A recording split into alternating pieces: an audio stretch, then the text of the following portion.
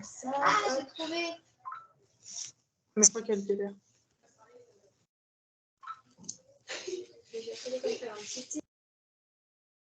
Allez, quoi.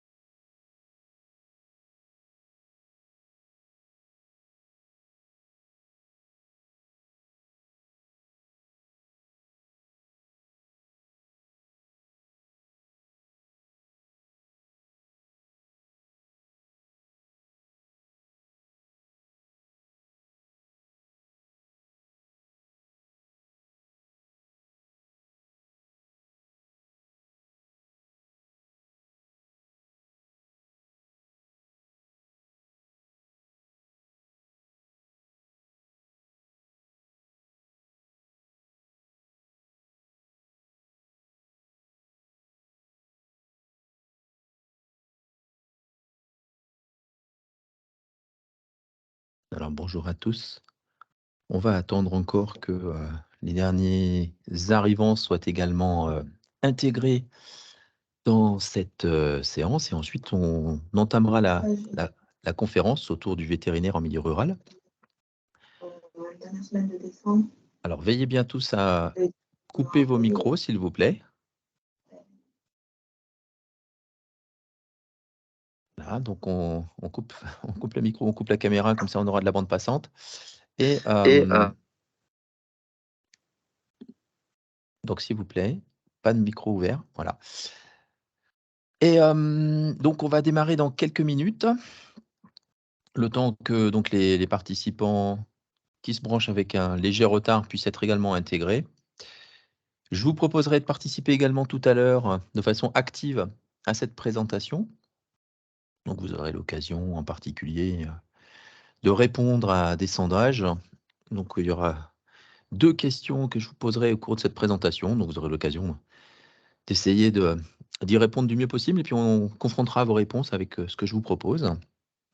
Et puis à la fin, naturellement, il y aura un temps qui sera conservé pour les réponses aux questions que je n'aurais pas pu aborder dans cette conférence ou des questions supplémentaires que vous avez peut-être et auxquelles je n'ai pas forcément songé aujourd'hui. Donc pour les questions, comme cela vous a peut-être déjà été évoqué, merci de les poser juste dans le chat, dans le fil de conversation. Nous avons donc 2 étudiants de 3e année qui sont des modérateurs et qui reprendront vos questions et qui les collationneront à la fin. Hein, donc vos questions, vous les écrivez dans le fil de la conversation. On tâchera d'y répondre le mieux possible à la fin de cette conférence.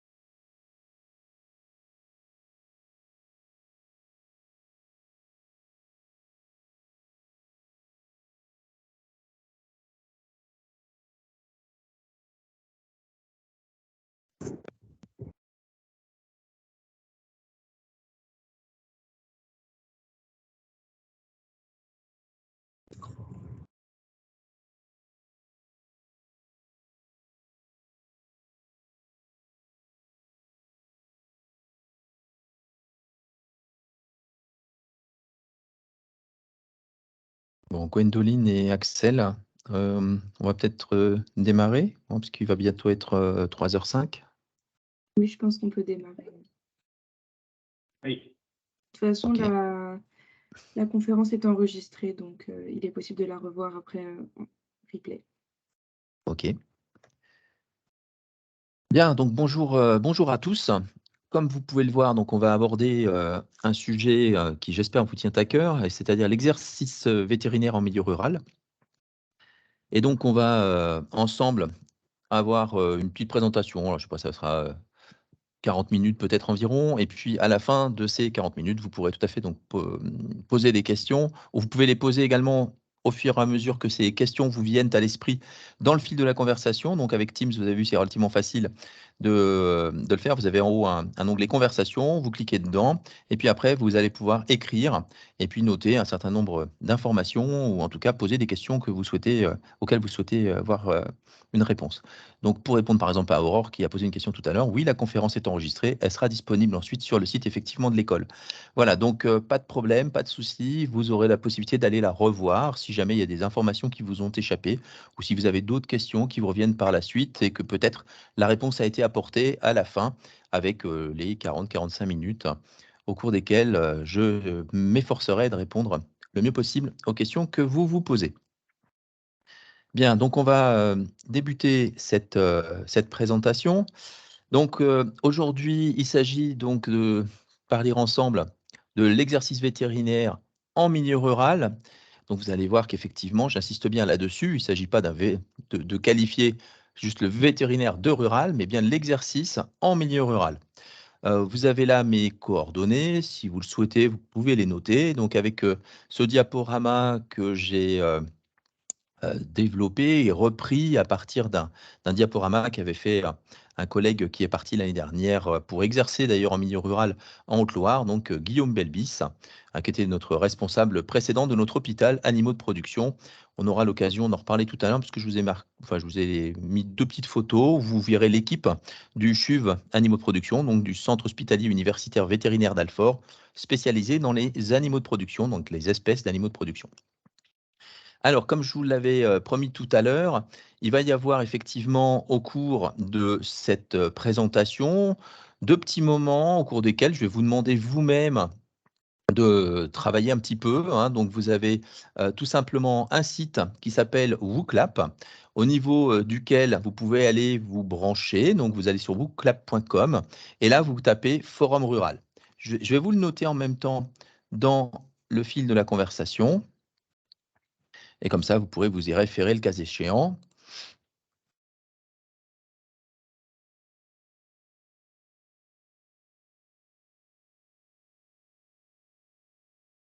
Donc, wooclap.com, forum rural, en un seul mot. Voilà, vous l'avez dans le fil de la conversation, vous pourrez le reprendre à tout moment. Et ce que je vous proposerai, ça va être de répondre à des questions relativement simples tout à l'heure, au fur et à mesure. Vous verrez, c'est vraiment pas des choses très compliquées, mais ça permet un petit peu d'être plus interactif. D'ailleurs, c'est le genre d'outil qu'on utilise assez régulièrement dans notre enseignement, que ce soit en cours ou beaucoup mieux encore en TD. C'est extrêmement pratique. On aura l'occasion de le revoir tout à l'heure. Vous verrez que c'est effectivement très, très interactif. Donc, n'hésitez pas à vous brancher. Donc, wooclap.com, forum rural. Et puis, voilà, tout à l'heure, vous aurez 2 petites questions. Et on va donc aborder progressivement le métier de vétérinaire rural. Donc, comment on peut exercer ce métier dans un milieu essentiellement rural, donc peu citadin, si je puis dire.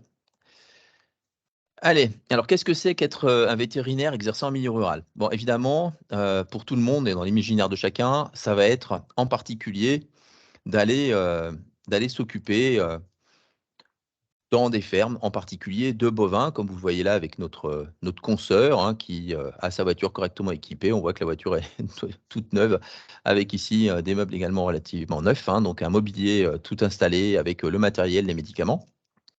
Donc évidemment, en vétérinaire rural, ça va être aller dans les élevages et puis on s'occupe de vaches. Donc vous voyez là avec, par exemple, c'est Gascogne, hein, donc là on est plutôt dans le sud-ouest. Et puis ça peut être aussi tout simplement réaliser des opérations de prophylaxie, s'occuper d'une vache malade, voilà, aller effectuer également des suivis de reproduction pour essayer effectivement d'aider les éleveurs à avoir la meilleure profitabilité possible de leur élevage et puis avoir un veau par vache et par an, etc. etc. Bien, donc bien sûr, c'est avant tout, dans l'imaginaire populaire, aller dans les fermes s'occuper des bovins. Et puis, encore aujourd'hui, les vétérinaires ruraux continuent effectivement de s'occuper des bovins. Mais ça peut être aussi d'aller dans les fermes pour s'occuper, par exemple, de petits ruminants. Ici, on voit un confrère faisant des prises de sang à la veine jugulaire sur des moutons, hein, dans le cadre aussi des opérations de prophylaxie.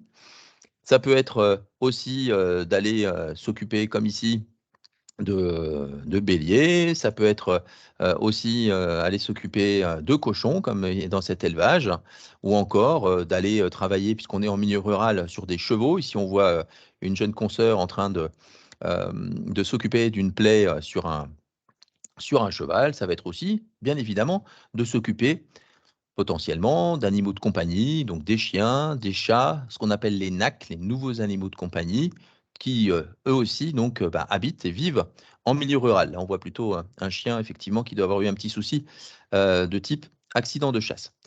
Alors, je vous avais promis de vous poser quelques questions, donc on va aborder ça ensemble maintenant. Et donc, ce que je vous propose, c'est de commencer à répondre à la première question. Donc, comme indiqué en haut et en gros, vous ne pouvez pas le rater, hein, vous allez sur wooclap.com, donc pour ceux d'entre vous qui n'ont pas encore eu l'occasion de se brancher, et vous utilisez le code Forum Rural. Et là, vous allez répondre un petit peu aux questions. Pour vous, c'est quoi, hein, donc, finalement, l'exercice vétérinaire en milieu rural? Donc, allez regarder donc, les réponses que je vous propose, et puis on va les discuter un petit peu ensemble après, pour voir à quoi cela peut correspondre, même si je vous ai déjà apporté évidemment quelques éléments de réponse, hein, ça va peut-être pas vous suffire, enfin en tout cas j'espère que ça vous suffira pas, puisqu'on aura d'autres informations sur lesquelles on va pouvoir échanger ensuite et voir ensemble donc effectivement en quoi ça consiste et que peuvent faire effectivement des vétérinaires dans un milieu rural sur le plan professionnel.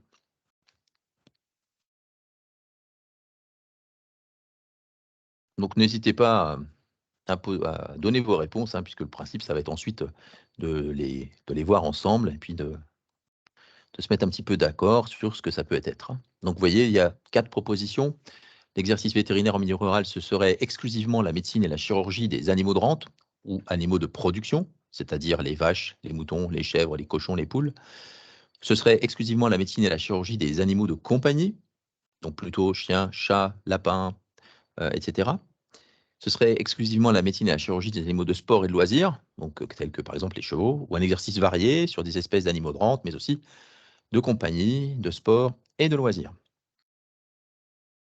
Alors je pense que là, les réponses vont plutôt aller dans le bon sens. Ouais, donc là, il y a pas trop d'erreurs. Donc l'exercice vétérinaire en milieu rural, donc bon, à part quelques petites réponses qui focus essentiellement sur la médecine et la chirurgie des animaux de rente, ce qu'il faut savoir, c'est que c'est effectivement un exercice extrêmement varié, avec bien sûr les espèces d'animaux de rente que je viens de vous montrer, mais aussi, et on l'a un petit peu vu déjà, des animaux de compagnie, des animaux de sport et de loisirs. Donc exercer le métier de vétérinaire en milieu rural, ça ne consiste pas exclusivement à s'occuper des vaches, des moutons, des chèvres, etc. Mais vous pouvez aussi être appelé à vous occuper d'autres espèces. Donc avec une activité variée, une activité à l'extérieur dans les élevages, mais aussi une activité dans la clinique, au sein de la clientèle, pour vous occuper bien évidemment aussi des animaux de compagnie quand ils vous sont amenés. Sachant également que dans la clinique, vous pouvez aussi recevoir des espèces d'animaux de production. On peut recevoir des veaux, on peut recevoir des moutons, par exemple des brebis pour une césarienne, des veaux pour une opération de l'ombilic, etc., etc. Donc retenez bien déjà, première chose, hein, contrairement à une idée reçue, vétérinaire rural, c'est pas uniquement je m'occupe des vaches, ça va être je m'occupe de toutes les espèces qui vivent dans le milieu rural, et donc je peux m'occuper non seulement des vaches, mais aussi des autres espèces qui vivent là-bas. Ok, donc premier élément, la variété et la diversité de cet exercice. Alors au passage, j'en profite pour vous mettre une image d'un peintre que j'apprécie beaucoup, Julien Dupré, un peintre naturaliste animalier du 19e siècle. Et vous voyez qu'il était capable de vous peindre des vaches extrêmement ressemblantes. On peut même en profiter pour deviner éventuellement à quelle race elle appartient. Alors donc, retenons bien déjà de cette première image, de cette première question, que tous les exercices sont possibles en milieu rural. Alors vous avez aussi, et il ne faut pas l'oublier, des confrères qui vont en milieu rural exercer de façon exclusive en canine, enfin ce qu'on appelle canine, c'est-à-dire sur les animaux de compagnie, les chiens, les chats, les nouveaux animaux de compagnie. Par exemple, je connais une excellente clientèle qui est à mi-chemin entre Rennes et Nantes et qui reçoit régulièrement des cas référés de canines, alors qu'elle est effectivement dans une petite ville qui doit avoir 3 ou 4 000 habitants. Et donc, c'est une clientèle où on a une partie des vétérinaires qui exercent de façon exclusive en canine. Alors évidemment, à côté, on en a qui vont exercer notamment dans le domaine rural et donc aller s'occuper des vaches, des moutons, des chèvres qui sont autour de cette clientèle, dans cette clientèle, puisque là, on est en Bretagne. Vous avez aussi, bien sûr, la possibilité, on l'a déjà vu tout à l'heure en image, eh bien, de vous occuper également des chevaux, donc des chevaux de propriétaires, des chevaux éventuellement d'entraîneurs, des chevaux trotteurs ou galopeurs, donc de faire de l'équine dans le cadre de votre du milieu rural. Donc là encore, il y a une autre clientèle qui est par exemple là aussi pas très loin de Rennes, et qui a une grosse clientèle équine et dans laquelle vous avez des confrères qui vont s'occuper essentiellement de la canine, d'autres de façon quasi exclusive de la rurale, et puis vous en avez 2 qui s'occupent exclusivement de l'équine. Donc c'est possible aussi, en milieu rural, d'effectuer ce type de travail et puis de vous spécialiser avec toujours un support, un backup comme on dit, avec des confrères qui peuvent vous aider ou vous venir en aide aux besoins. Vous pouvez aussi, bien sûr, travailler dans les filières. Donc, on a vu tout à l'heure, par exemple, des cochons, mais on pourrait très bien aussi imaginer aller travailler spécifiquement dans les filières avicoles, dans une clientèle que l'on suit plus particulièrement et dans laquelle on a été de nombreuses années en clinique ambulante. Vous avez donc certains des confrères qui, à côté d'un exercice quasi exclusivement rural, c'est-à-dire qui s'occupent presque exclusivement de vaches, moitié allaitantes, moitié laitières, eh bien, ils ont pour l'un une journée et demie par semaine en porcine et pour l'autre 2 jours par semaine en aviaire, c'est-à-dire qu'ils vont s'occuper des filières plus particulièrement. Enfin, tous les mélanges sont possibles, c'est-à-dire que vous pouvez effectivement faire de la mixte, donc mixte canine rural, mixte rural canine, mixte rural équine, enfin tout est possible avec des proportions extrêmement variées. Bien sûr, tout ceci se fait en général, et c'est ce que j'ai un petit peu déjà dit dans les phrases précédentes, ça se passe en général dans des clientèles où vous ne travaillez pas seul, contrairement à ce qui se passait encore dans les années 60, 70, où les vétérinaires étaient souvent seuls. Mais là, on a des clientèles qui comprennent plusieurs vétérinaires, 2, 3, 4, 5, voire même 10 ou plus. On peut avoir des grosses clientèles avec énormément de vétérinaires, ce qui vous permet finalement non seulement de un petit peu vous spécialiser ou en tout cas travailler plus spécifiquement en canine, en rural, en équine ou dans les filières et avec donc tous les mélanges possibles, c'est ce qu'on disait tout à l'heure, et donc avec la possibilité, si au besoin, imaginons que vous soyez plutôt en rural, vous êtes appelé quand même pour aider vos camarades à aller travailler sur un cheval, eh bien, si jamais il y a un petit souci, vous savez que vous avez des confrères plus spécialisés que vous en équine qui pourront ensuite vous aider. À l'inverse, vous êtes plutôt en canine et vous allez voir une vache. Si ça sort un petit peu de vos compétences, là aussi, vos confrères de rural pourront venir vous aider. Et puis de la même façon, au sein de cette clientèle, on peut très bien imaginer avoir des confrères qui vont être un petit peu spécialisés, par exemple, dans le domaine de la parasitologie, et ceci sur toutes les espèces, et donc être un peu un spécialiste en parasitologie, ou d'autres pourraient être plus particulièrement aussi se spécialiser sur l'exercice de la chirurgie, là aussi, quelle que soit l'espèce, que ce soit en canine, en rural, en équine, etc. Donc on voit que ces modes de clientèle, c'est extrêmement pratique avec une organisation du travail, mais aussi donc une organisation des loisirs. Donc cette organisation du travail avec, comme je viens de l'évoquer, des spécialisations entre guillemets, mais qui sont extrêmement intéressantes. C'est-à-dire que si vous avez un violon-drain, quelque chose qui vous intéresse plus particulièrement, vous pouvez le développer lorsque vous êtes dans ces clientèles. C'est vraiment une opportunité qui vous est offerte. Et puis bien sûr, vous avez les loisirs qui sont également organisés en regard de votre travail. Vous pouvez avoir une demi-journée, 2 demi-journées dans la semaine qui sont disponibles pour faire autre chose ou pour ou approfondir plus particulièrement un domaine si vous le souhaitez. Et puis, comme je vous l'ai évoqué aussi tout à l'heure, eh bien, il y a toujours la possibilité d'appuyer ses camarades et d'entraider les confrères et consoeurs de la clientèle. C'est toujours envisageable. Bien, donc on est maintenant avec un exercice dans des clientèles relativement grandes qui sont, de ce point de vue-là, extrêmement pratiques. Donc, quand on parle d'un exercice vétérinaire rural ou mixte, donc vous allez le voir, je vais vous présenter un certain nombre de diapos avec des informations qui sont issues de l'atlas de la démographie vétérinaire. Alors, j'ai repris en plus les éléments de la dernière année, du dernier atlas 2022, qui est sorti il y a relativement peu de temps. Vous retrouverez donc ce type en tout cas de présentation tout à l'heure. Bon, donc en gros, ce qu'il faut retenir, c'est que si vous souhaitez aller exercer en milieu rural, que ce soit plus spécifiquement sur les vaches, les chèvres, les moutons, ou de façon plus générale sur l'ensemble de ces animaux-là, donc c'est-à-dire en mixte, eh bien sachez que les débouchés sont très forts. Hein. Vous avez une très forte demande pour des vétérinaires à exercer donc en milieu rural. Retenons aussi que sur l'ensemble des vétérinaires qui sont inscrits à l'ordre, alors évidemment en rural, c'est-à-dire exerçant exclusivement sur des espèces d'animaux de production, on est à 21%. Vous voyez qu'en mix, on est à 42%, donc le double. Autrement dit, quand on parle d'exercer en milieu rural, c'est avant tout, et de façon, je dirais, préférentielle, c'est être vétérinaire mixte. C'est-à-dire que la plupart du temps, vous allez par exemple décider d'aller travailler sur les espèces d'animaux de production. Par contre, effectivement, quand vous êtes au cabinet, vous allez naturellement vous occuper aussi, par exemple, des chiens et des chats. Alors, on va voir un petit peu maintenant comment se présente un petit peu cet exercice quand on regarde les données de cette année. Vous voyez, donc là, c'est la classe 2022 de la démographie vétérinaire, sachant que l'ordre des vétérinaires, chaque année, met à jour cet atlas. Donc, on a des petites informations ou des petites actualités plus particulières. Et quand on va regarder, la première chose, c'est ce qu'il faut regarder, c'est à droite. À droite, ici, on voit donc pour à la fois les femmes et les hommes, on est pour tout ce qui est vétérinaire exerçant en rural, d'une façon globale, eh bien, on a en gros un quart des vétérinaires qui déclarent un exercice exclusif sur les animaux de rente. C'est-à-dire qu'ils ne vont voir que des vaches ou bien que des moutons, que des chèvres, etc.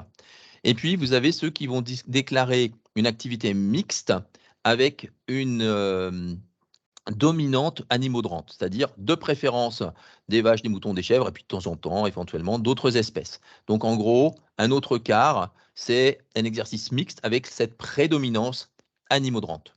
Enfin, on voit que du côté gauche, ici, de cette figure, on en a environ la moitié, cette fois-ci, qui exerce donc toujours en mixte, mais pas avec la dominante animaux de rente. Donc, ça peut être la dominante animaux de compagnie, ça peut être équine, animaux de compagnie, ou animaux de compagnie équine, ou animaux de compagnie, animaux de rente derrière. Voilà. Donc, vous avez plein d'exercices possibles.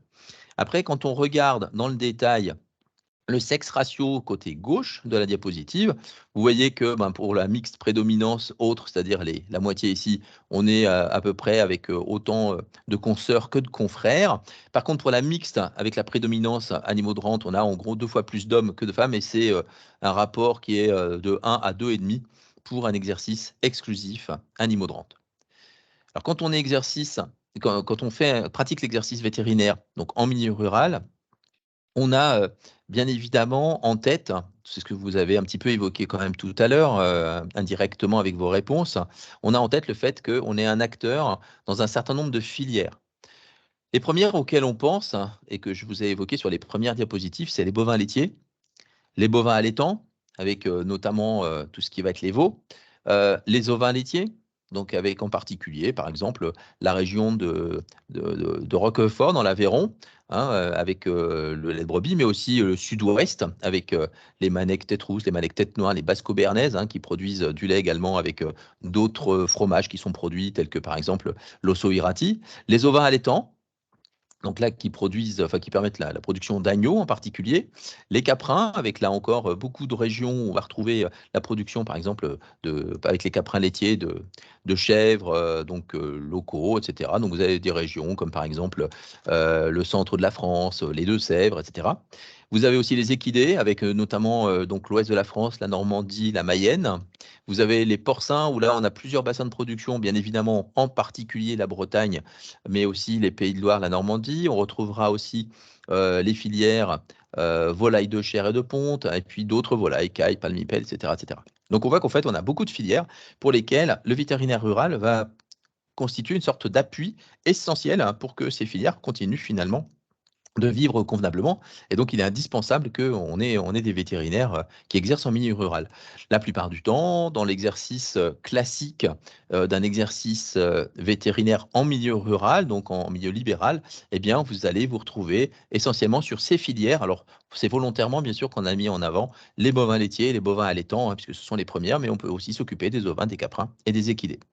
Alors, puisqu'on parle là des premières espèces, avec en particulier les ruminants, allons voir maintenant un petit peu ce qu'il en est des élevages, enfin, ou de l'élevage des ruminants en France, avec là les données qui sont issues, là aussi elles sont toutes fraîches, si je puis dire, les données clés de l'Institut de l'élevage, donc 2022. Vous avez là l'évolution progressive des structures de production en élevage. Vous voyez que petit à petit, on a une érosion du nombre d'éleveurs bovins. Hein, on voit qu'on est passé de 215 000 à 157 000 en 10 ans. Puis on voit que, par exemple, par rapport à 2020, déjà, on a perdu également environ 5 000 propriétaires de bovins, 5 000 éleveurs bovins. Mais quand on regarde également en dessous l'âge de ces éleveurs, ce qu'on voit, c'est que d'une façon globale, non seulement on a l'érosion du nombre d'élevages de bovins, mais également un vieillissement progressif de la population, hein, puisqu'on voit que globalement, année après année, on a une proportion importante des éleveurs qui ont plus de 50 ans, voire même plus de 55 ans, et ça a tendance un petit peu à augmenter dans le temps. Par contre, ce qu'on va observer, c'est que en parallèle, on a bien évidemment le nombre de vaches qui a tendance à diminuer, mais une augmentation de la taille des élevages, donc avec des élevages qui sont de plus en plus techniques, et notamment lorsque les éleveurs sont relativement jeunes, on a vraiment des élevages extrêmement techniques qui sont très demandeurs de conseils et d'un appui de la part des vétérinaires. Enfin, et vous le voyez sur le côté droit, avec la fin de la diapositive que je vous ai fait figurer ici, on voit que pour les vaches laitières, par exemple, la première région d'élevage, sans surprise, c'est la Bretagne, devant la Normandie et les Pays de la Loire. Mais on a aussi, pas très loin, l'Auvergne-Rhône-Alpes, et puis après, un petit peu détaché, le Grand Est, les Hauts-de-France, Bourgogne-Franche-Comté, Nouvelle-Aquitaine. En gros, des vaches laitières, vous pouvez en trouver partout. Mais par exemple, les vaches allaitantes, vous allez en trouver aussi de façon très importante en Nouvelle-Aquitaine, encore en Auvergne-Rhône-Alpes ou en Bourgogne-Franche-Comté. On voit donc des régions d'élevage et selon la région où vous irez vous installer, les vaches que vous rencontrerez ou auxquelles vous serez confrontés seront plutôt laitières, dans l'ouest de la France notamment, ou plutôt allaitantes, si vous allez plutôt cette fois-ci dans l'est, dans le centre ou dans le sud-ouest. Donc il y a bien des régions d'élevage et on le verra tout à l'heure aussi avec la localisation des clientèles vétérinaires. Donc où est-ce que ça se passe cet exercice vétérinaire rural en France? Donc partout. Et plutôt, évidemment, dans les régions d'élevage. Alors, pour la carte, là encore, je me suis tout simplement servi dans l'Atlas 2022 de la démographie vétérinaire, et vous allez voir une carte qui vous fait apparaître en filigrane, donc vous voyez donc en dessous, les régions d'élevage. Plus c'est foncé, donc, c'est ce qu'on voit ici, par exemple, avec l'Ille-et-Vilaine, avec le Calvados, avec la Mayenne, avec les Côtes-d'Armor, ou encore ici, par exemple, avec le Cantal et l'Aveyron, ou encore ici avec les Pyrénées-Atlantiques. Plus c'est foncé, plus vous avez d'élevage bovin dans ces départements. Donc, on retrouve effectivement ici ce que je disais, à savoir qu'on a la Bretagne, la Normandie, les Pays de Loire, ici Bourgogne-Franche-Comté, le centre et le sud-ouest, qui sont effectivement des élevages, enfin des régions d'élevage, pardon, pour les élevages bovins. Et en parallèle, qu'est-ce que vous voyez ici apparaître en vert avec un nombre, enfin en tout cas un diamètre qui est plus ou moins important en fonction du nombre de vétérinaires qui sont avec une compétence dans le domaine bovin, vétérinaire bovin, les clientèles vétérinaires bovines que vous voyez effectivement qui sont en fait tout simplement situées dans les zones effectivement où on a de l'élevage bovin. Bien, donc en fait on peut exercer vétérinaire en rural un petit peu partout en France avec bien évidemment une prédilection pour les régions qui sont un peu plus spécialisées dans l'élevage. Maintenant, la question qu'on va pouvoir se poser, même si j'ai commencé déjà un petit peu d'y répondre, c'est que va faire un vétérinaire en milieu rural? Quels sont ses différents rôles? Quelles sont finalement les fonctions qu'il peut... Donc là encore, je vais vous demander vous-même de répondre à une question. Donc vous allez ici tout simplement répondre à la question suivante. Quels sont les rôles du vétérinaire rural? Donc, n'hésitez pas à aller commencer de répondre et puis on verra un petit peu effectivement ce que vous me donnez tout à l'heure comme réponse. Voilà, donc on ne va pas les faire apparaître tout de suite pour que vous ne vous influenciez pas les uns les autres. Et après, je les ferai apparaître progressivement. On va les voir apparaître, je les mettrai, je pense, tout à l'heure sous la forme d'un nuage de mots. Et puis, on verra un petit peu quelles sont les missions que vous voyez remplir si vous exercez un jour en milieu rural.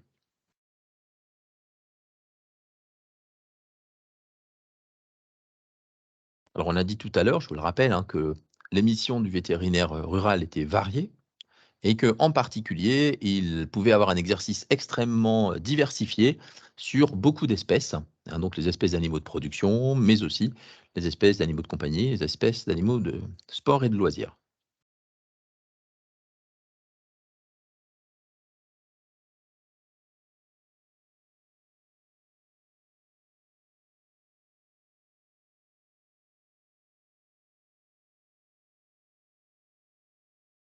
Et je vois que là, il y a beaucoup de réponses qui vont apparaître. J'espère que WooClap va réussir à gérer ça convenablement.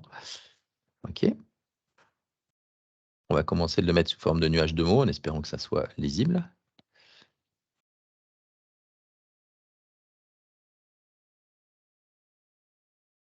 Voilà.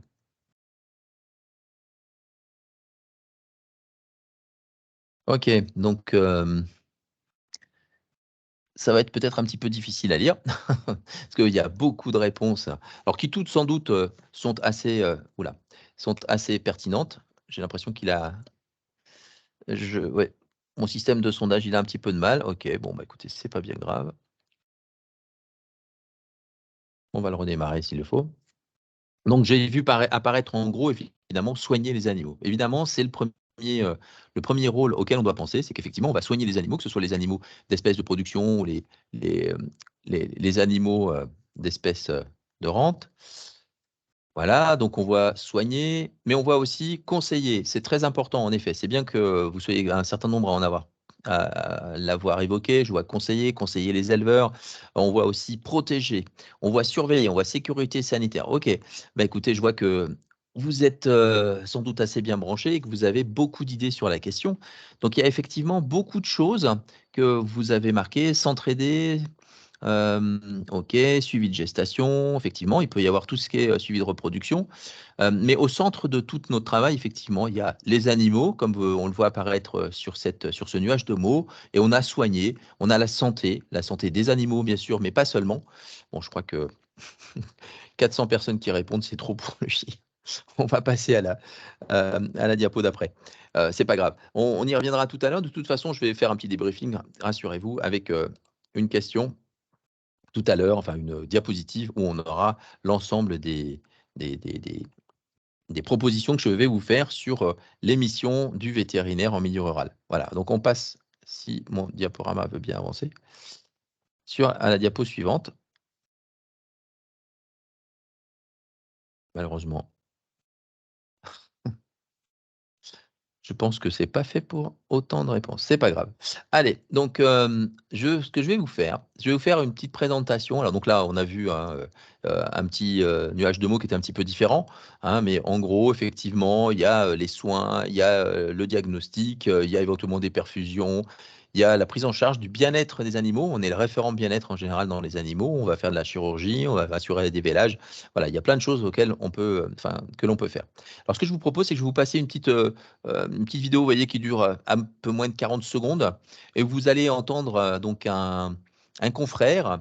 Donc ça, c'est une vidéo hein, qui est disponible sur le site de l'Ordre national des vétérinaires, site auquel vous aurez accès dès que vous serez étudiant à l'école vétérinaire. Et vous allez entendre ce digne représentant de la profession qui va donc vous faire une présentation et qui vous évoquera effectivement les différentes missions du vétérinaire rural. Vous verrez, donc c'est un de nos anciens étudiants qui aujourd'hui exerce en Normandie. Voilà, donc j'espère que le son passe bien, vous me le direz, sinon je ressortirai de la présentation et je rentrerai à nouveau. Voilà, donc on va l'écouter religieusement pendant 40 secondes.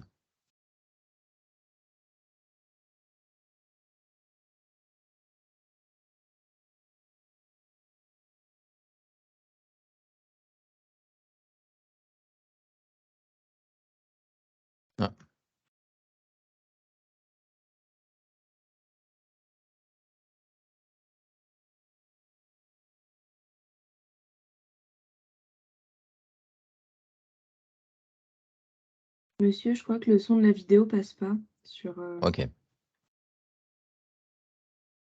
Donc je vais reprendre la vidéo puisqu'apparemment, quand j'ai fait le partage, j'ai dû avoir un petit souci. OK. Donc je vous prie de m'en excuser, je reviens. Voilà. J'arrête le partage.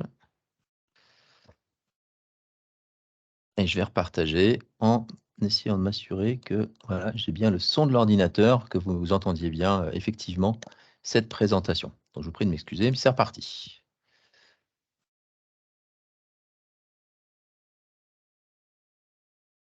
Voilà. Donc merci de m'avoir averti. Ah bah non, il veut pas me mettre le son. Voilà, partager, c'est parti. Voilà, je pense que vous l'avez à nouveau à l'écran. Donc ce que je vais vous faire, c'est que je vais reprendre depuis le début. Tombe pas malade. Attendez, on va reprendre au début. Voilà. Donc ça reprend, vous en avez pour 40 secondes. On est vraiment ingénieur de l'élevage parce qu'on n'est pas juste médecin, on soigne pas un animal. C'est notre travail aussi au quotidien, d'essayer aussi bien d'améliorer le bâtiment, d'améliorer l'alimentation et tout l'environnement du bovin pour qu'on ait le moins de pathologies. Notre but, il n'est pas uniquement comme en médecine canine, juste de soigner l'animal malade. Notre but, on se rapproche plus, je dirais pas de la médecine chinoise, où on est là pour que les animaux ne tombent pas malades.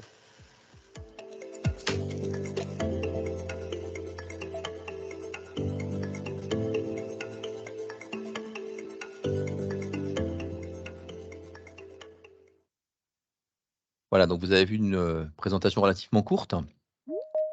Une présentation au cours de laquelle, on a donc Paul Perrier qui est, dont le nom figure ici, hein, donc docteur vétérinaire en Normandie, hein, donc un de nos anciens étudiants et qui, aujourd'hui d'ailleurs accueille régulièrement des stagiaires.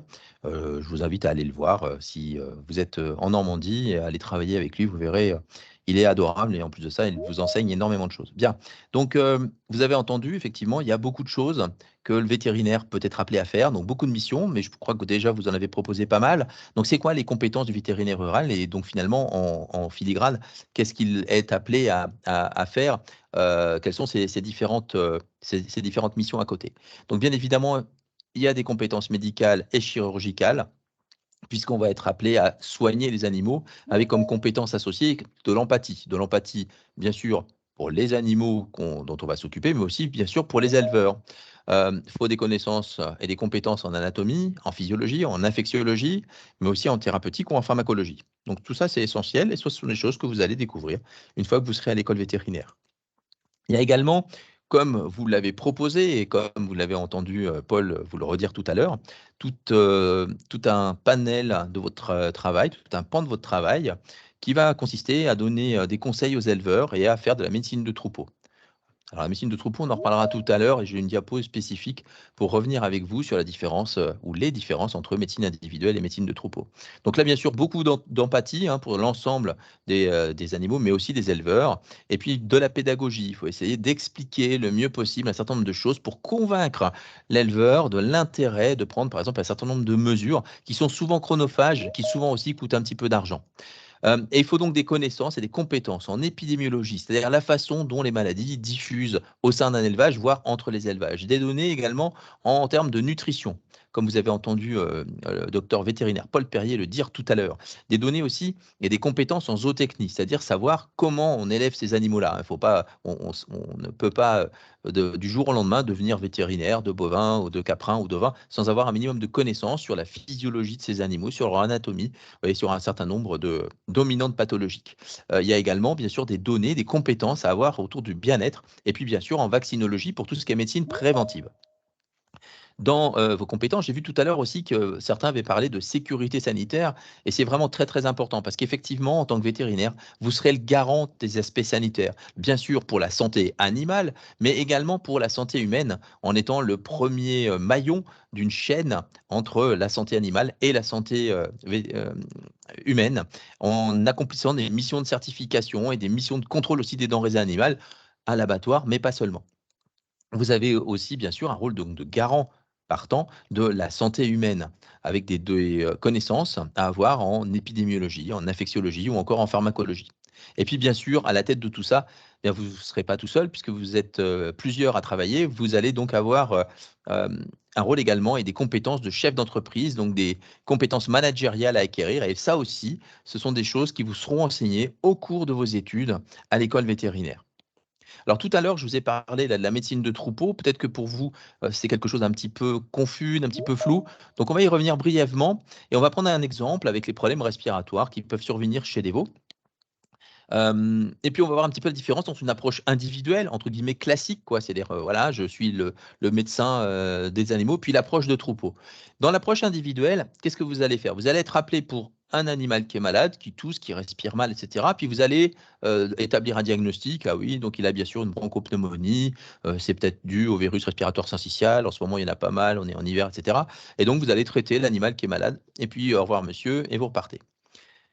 Dans le cadre de l'approche de troupeau, vous allez arriver dans un troupeau où il y a plusieurs animaux qui sont malades et vous allez identifier, comme l'a évoqué tout à l'heure Paul hein, sur la petite vidéo que vous avez vue, vous allez peut-être voir avec l'éleveur que bah oui, mais les veaux qui sont malades, comme par hasard, ils sont dans une zone du bâtiment où il fait froid, où il y a de l'humidité, il y a des courants d'air, donc il y a un défaut de conception du bâtiment, il va peut-être falloir le voir. Et puis comme par hasard, ce sont des veaux qui ont été mis au contact d'animaux un peu plus âgés qui étaient juste à côté d'eux, et c'est juste après le contact avec ces animaux plus âgés que, comme par hasard, ils sont tombés malades. Donc peut-être qu'il faudrait éviter de les mélanger et il faudrait peut-être s'arranger pour séparer les animaux d'âge différents. Et puis, il y a peut-être aussi le vaccin qui n'a pas été adapté ou qui n'a pas été mis en place.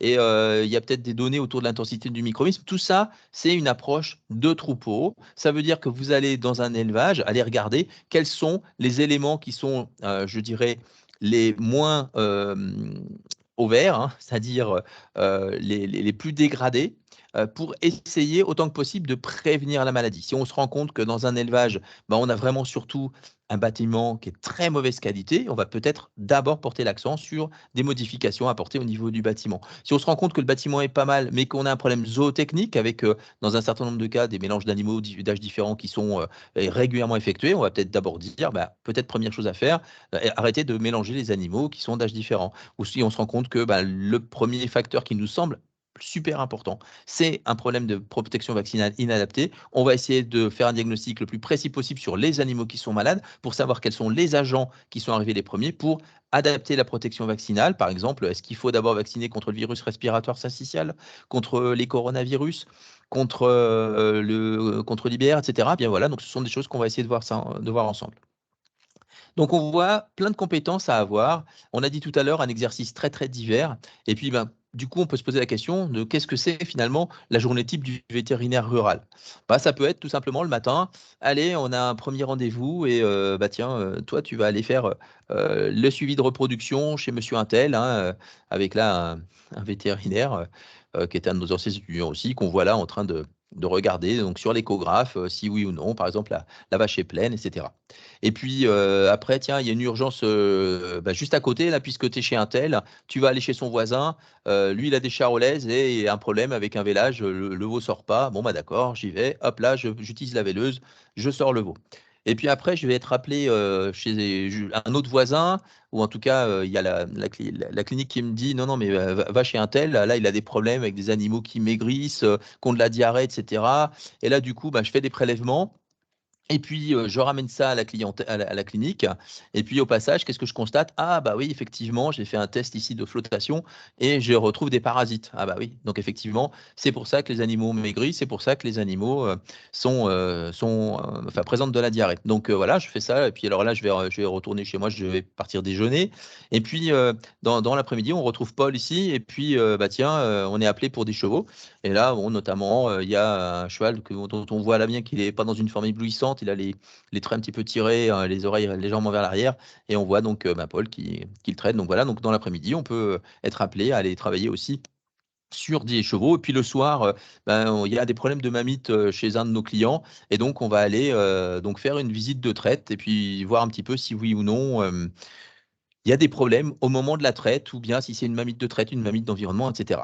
Et puis, écoutez, là, on peut se dire la journée était bien remplie. Oui, mais ça ne suffit pas et on peut très bien aussi le soir avoir proposé une réunion éleveur sur un sujet bien particulier qui leur tient à cœur ou qui vous tient à cœur. Ça peut être par exemple la santé des pieds des bovins ou ça peut être la gestion des vélages avec les problèmes d'omphalite, etc. Voilà, donc on peut avoir au cours de la journée énormément d'activités. Donc ça peut être très très varié, très diversifié, extrêmement stimulant intellectuellement. Voilà, donc on ne s'ennuie pas et c'est vraiment je pense un côté très très très positif de l'exercice vétérinaire en milieu rural. Bien, maintenant, à terme, quels sont les défis de l'élevage et quelle est la place que le vétérinaire peut avoir dans l'aide à justement affronter ces défis de l'élevage? On n'oublie pas quand même qu'on est aujourd'hui avec d'une façon générale en France, une souffrance du monde agricole. Il y a souvent de l'agribashing. Il n'est pas rare qu'on dise le plus grand mal des éleveurs ou en tout cas des agriculteurs d'une façon générale.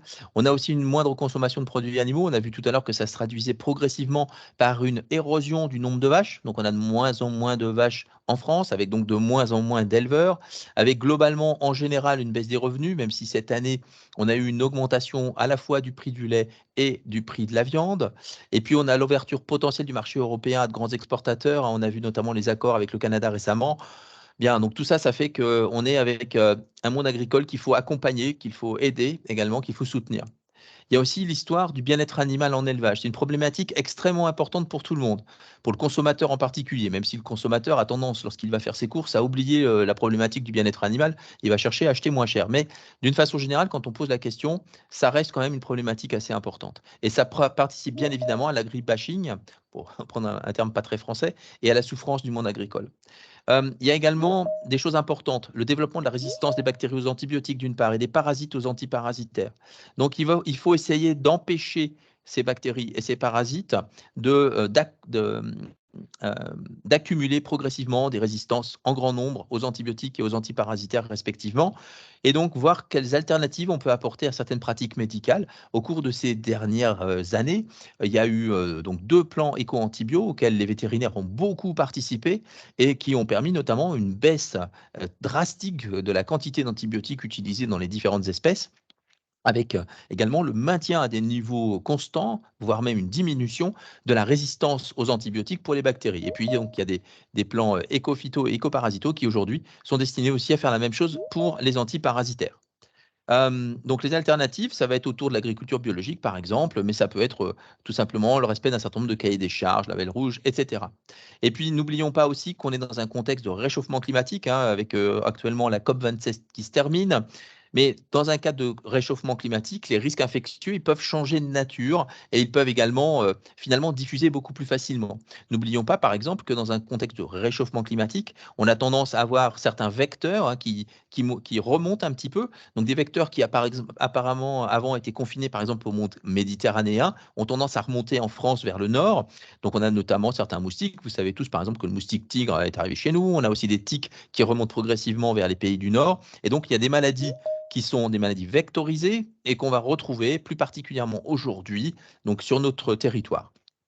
Alors, en quoi le vétérinaire peut aider à faire face à ces différents défis? Eh bien, notamment ici pour tout ce qui est souffrance du monde agricole, le vétérinaire peut aider à valoriser ou en tout cas à promouvoir les bonnes pratiques dans l'élevage, ce qui permet en général d'améliorer également les marges de l'éleveur et donc son revenu. C'est quand même essentiel, il tire son revenu naturellement de l'élevage. Pour le bien-être, c'est une thématique d'importance dont la profession s'est emparée. Comme je vous l'ai dit tout à l'heure, sur notre casquette, il y a bien sûr le côté spécialiste du bien-être animal. Et donc là, c'est quelque chose effectivement sur lequel vous serez probablement appelé à travailler. Et puis pour tout ce qui est résistance aux antibiotiques ou aux antiparasitaires, il y a un accompagnement technique des éleveurs que les vétérinaires peuvent assurer pour justement les aider à s'améliorer progressivement et justement empêcher ce développement ou en tout cas empêcher cette diffusion au sein des élevages. Bien, maintenant, la question qu'on peut se poser, c'est est-ce que le vétérinaire rural ne serait pas une espèce un petit peu en voie de disparition? On l'a vu tout à l'heure, on a vu qu'avant c'était vraiment essentiellement des hommes qui étaient avec un exercice, qui avaient un exercice exclusivement rural et qu'aujourd'hui on avait plutôt mixte prédominance rurale et mixte avec une prédominance canine. La question on peut se poser la question puisque le secteur d'élevage est en grande difficulté, il est en pleine réorganisation, il y a une certaine pénibilité du métier, il faut quand même en convenir, c'est pas forcément très simple de prendre sa voiture pour aller à l'extérieur, c'est moins confortable que de rester au cabinet et d'attendre les clients. Mais après, il y a un certain nombre d'idées reçues qui, à mon avis, méritent qu'on leur taille un costard. La première, c'est qu'il faut être grand et costaud. Non, ce n'est pas nécessaire, hein, parce que vous avez tout simplement la possibilité de faire de la médecine vétérinaire sans pour autant être grand et costaud. Pour preuve, bon, tout à l'heure, je vous ai montré des photos et c'était volontaire. Les premières photos où vous voyiez des vétérinaires arriver en élevage bovin, vous avez vu que c'était des filles, hein, tout simplement. Eh bien, effectivement, on a pas mal de nos anciennes étudiantes qui aujourd'hui exercent en médecine rurale et parfois même d'ailleurs en médecine rurale exclusive. Par exemple, dans l'Allier, il y a un cabinet vétérinaire avec exclusivement des filles qui sont issues d'ailleurs de l'école vétérinaire d'Alfort et qui s'occupent de charolaises. Donc, il ne faut pas être grand et costaud, c'est un petit peu une idée reçue. On a l'impression d'avoir fait le tour rapidement pour quand on est vétérinaire rural, hein, parce qu'on a juste des veaux à diarrhée dont on s'occupe, puis des vaches par terre, etc. Ben, c'est pas vrai. C'est pas vrai parce qu'en fait, comme on l'a vu tout à l'heure, on peut ne pas s'arrêter à la médecine individuelle et on a aussi de la médecine de population, comme on l'a vu, de la médecine de troupeau à faire. Et puis, on peut se spécialiser sur certains sujets, on peut vraiment développer des choses, développer des offres de services. C'est vraiment extrêmement enthousiasmant. Et comme on l'a vu tout à l'heure, c'est très, très stimulant intellectuellement avec beaucoup de choses. Par contre, c'est vrai qu'il y a des contraintes, notamment la permanence de continuité de soins. Ça veut dire que là, par exemple, en dehors de vos heures de travail, lorsque vous n'avez pas d'établissement de soins vétérinaires, bah, vous devez assurer cette permanence de soins, cette continuité de soins. Donc, ça veut dire qu'il y a des systèmes de garde, il y a des astreintes, hein, forcément. Et c'est pas toujours très, très facile, hein, il faut le reconnaître. Bon, donc, c'est une contrainte dont il faut tenir compte. Après, quand on va regarder d'une façon globale l'ensemble des espèces traitées, hein, quel que soit là, cette fois-ci, maintenant, là, l'ensemble des vétérinaires, c'est vrai que, bon, je ne vous l'ai pas montré tout à l'heure, mais donc, globalement, on en a en gros la moitié qui vont soigner, qui sont quasi exclusives des animaux de compagnie. Et puis après, donc, on a des mixtes avec animaux de compagnie majoritaires. Et puis là, on retrouve tout ce que je vous disais tout à l'heure. En gros, ça va être les 25% restants, hein. C'est ceux qui vont s'occuper de façon quasi exclusive d'animaux de rente, mixte avec une prédominance animaux de rente, et puis là, il y a la mixte avec animaux de compagnie qui serait plutôt en premier. Donc, c'est un petit peu là ce que je vous ai montré tout à l'heure, avec ici la moitié, un quart, au global pour exercer en milieu rural. Donc finalement, donc vous êtes aujourd'hui, vous assistez à la conférence, peut-être parce que vous vous dites: «Tiens, ici vétérinaire rural, c'était fait pour moi». Mais oui, donc c'est fait pour qui? Ben, en fait, c'est fait pour tous les étudiants, vétérinaires, hein, qui veulent, aller exercer en milieu rural. Comme je vous l'ai dit tout à l'heure, hein, c'est vraiment extrêmement diversifié, on peut faire plein de choses. C'est pour celui qui aime travailler bien sûr avec des animaux et en particulier avec des ruminants, mais pas que. On a vu que ça peut être aussi avec des cochons, avec des volailles et avec des professionnels, avec des gens qui travaillent avec les animaux, qui les connaissent bien, qui connaissent leurs besoins, qui s'en occupent bien. C'est donc bien sûr celui qui aime les animaux, mais qui aime aussi les hommes, hein, ça c'est important, d'aimer le genre humain pour pouvoir s'occuper de ça correctement, puisqu'on l'a évoqué tout à l'heure, il faut vraiment beaucoup d'empathie pour travailler convenablement, il faut aussi de la pédagogie, etc. Il faut aimer parler, il faut aimer présenter et expliquer. C'est donc quelqu'un qui voudra aider les éleveurs, qui voudra aider le secteur de l'élevage à progresser, à continuer de progresser, à faire des bons produits, hein, des bons fromages, de la crème, enfin des gâteaux, enfin tout ce que vous voulez. Donc, il faut l'aider à progresser, bien sûr, techniquement, pour l'aider à améliorer la santé des animaux. Financièrement, c'est indispensable, puisque, comme on l'a dit tout à l'heure, c'est son gagne-pain. Et puis, à progresser aussi, par exemple, sur le bien-être animal ou sur un certain nombre d'autres secteurs, tels que par exemple la résistance aux antibiotiques ou aux antiparasitaires, comme on l'évoquait tout à l'heure. Ça va être aussi celui qui aime bien sûr la campagne, qui aime la nature, et puis qui aime vivre dans un peu plus de 25 mètres carrés, hein, comme ça serait le cas par exemple dans certaines grosses villes, qui aime bien l'activité en extérieur d'une façon générale, qui aime bien aussi des choses variées, un petit peu à l'intérieur, un peu à l'extérieur, et pas voilà. Et c'est aussi bien sûr quelqu'un qui accepterait de travailler, alors pas toujours, hein, mais accepterait de travailler au moins à certains moments dans l'année, la nuit et les week-ends. Voilà, donc la conférence touche à sa fin. Maintenant, ce que je vous propose, c'est de répondre tout à l'heure à vos questions. Donc, je vais laisser cette diapo-là à l'écran pour les questions. Au passage, vous avez une diapo qui va vous montrer l'équipe du CHUV, donc de notre hôpital animaux de production. Voilà. Donc, ce qu'on va faire, c'est que je vais écouter les modérateurs, hein, de cette conférence. Et puis, je pense qu'ils vont avoir rassemblé des questions et je vais m'efforcer d'y répondre le mieux possible.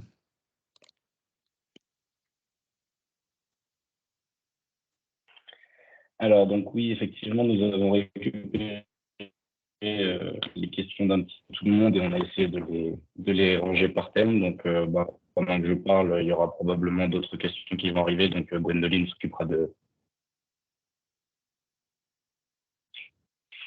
de récupérer les dernières questions. Mais du coup, on va pouvoir commencer.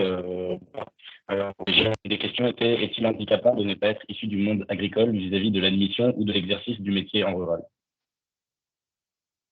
Alors, le fait de ne pas être issu du milieu agricole ne pose aucun problème, enfin en tout cas dans mon point de vue. Donc je connais alors d'une part beaucoup d'étudiants qui aujourd'hui sont installés et qui n'étaient pas issus du milieu agricole. Personnellement, je ne suis pas non plus issu du milieu agricole, en tout cas pas directement, même si j'ai des cousins qui sont éleveurs bovins, charolais pour certains et laitiers pour les autres, mais vraiment des cousins lointains. Donc non, ce n'est pas du tout un problème. Ok, donc en parallèle de cela, enfin à l'inverse, est-ce que avoir des formations comme par exemple un BTS en PA ou un DUT en génie biologique ou avoir fait un lycée agricole avec option biologie et écologie, est-ce que tout ça, ça peut favoriser en milieu rural? Alors, est-ce que ça favorise en milieu rural? Je pense que le fait de disposer de ces connaissances supplémentaires au moment où vous rentrez à l'école vétérinaire, oui, ça peut vous aider à vous projeter un peu plus facilement et à vous amener à avoir une vocation, une motivation à aller plus facilement effectivement, vers le milieu rural. C'est quelque chose d'ailleurs qui avait été montré, sur Alfort, donc avec Loïc Desquilbé, qui est un de nos enseignants en statistique. On avait montré que la seule différence significative entre les différentes populations d'étudiants qui étaient rentrés à l'école vétérinaire d'Alfort, c'était que ceux qui étaient passés justement notamment par ces concours C et B étaient ceux qui se destinaient le plus à l'exercice en milieu rural par rapport à ceux notamment qui venaient du concours A. Donc le fait d'être passé par un BTS production animale ou par un DUT, eh bien effectivement, a priori, c'est de nature à favoriser l'émergence de votre vocation, à aller dans le milieu rural et puis à aller jusqu'au bout. C'est-à-dire qu'en sixième année, vous rejoindrez probablement notre sixième année spécialisée dans le domaine des animaux de production.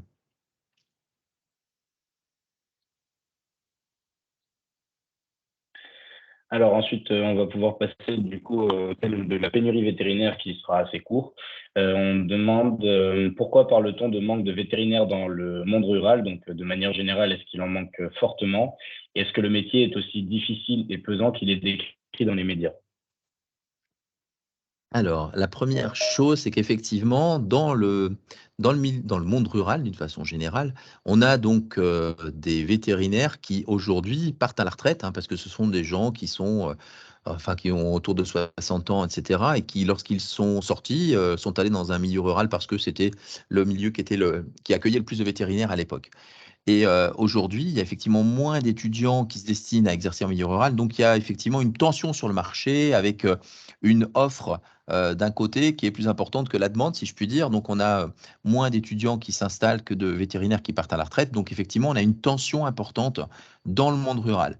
Et comme je vous l'ai évoqué tout à l'heure, c'est pas du tout pour des raisons de pénibilité. C'est vrai qu'on a clairement le problème de la permanence, de la continuité de soins, mais avec des vétérinaires. Donc, on a vu tout à l'heure, par exemple, quand vous êtes dans une clientèle avec 7, 8, 9, 10 vétérinaires et qui se relaient pour les gardes, bah, ça veut dire que votre garde, elle n'arrive pas tous les jours, hein. Vous avez une garde sur 7, sur 8. Et puis, d'autre part, vous avez parfois quelques clientèles, et c'est le cas, bon, tout à l'heure, je vous parlais de Rennes, et effectivement, là encore, bah, c'est parce que je connais bien certaines des clientèles qui sont à côté. Vous avez deux clientèles qui sont situées l'une et l'autre à côté de Rennes et qui vont s'organiser ensemble pour avoir en commun les gardes de rural. Donc, en fait, on peut très bien organiser le travail pour que ça soit le moins pénible possible. Donc, finalement, ça rend les choses extrêmement vivantes, extrêmement stimulantes. Et non, c'est pas un travail qui est si dur que ça. C'est un travail, bien sûr, qui est exigeant, hein, parce que ça va vous demander pendant toutes vos études beaucoup de travail pour acquérir beaucoup de connaissances et puis derrière acquérir les compétences dont je vous ai parlé. Vous avez vu, hein, on a besoin de vraiment de beaucoup de compétences pour assumer convenablement le travail de vétérinaire. Et donc toutes ces compétences, elles sont à acquérir au cours de vos études, bien sûr, et puis à continuer de consolider pendant vos premières années d'exercice. Donc c'est sûr, c'est un métier qui est exigeant, qui est relativement difficile, sur le plan notamment intellectuel, etc. Donc faut pas le négliger. Mais en revanche, oui, non, c'est pas du tout un métier, euh, je dirais, inatteignable, hein, loin s'en faut, hein.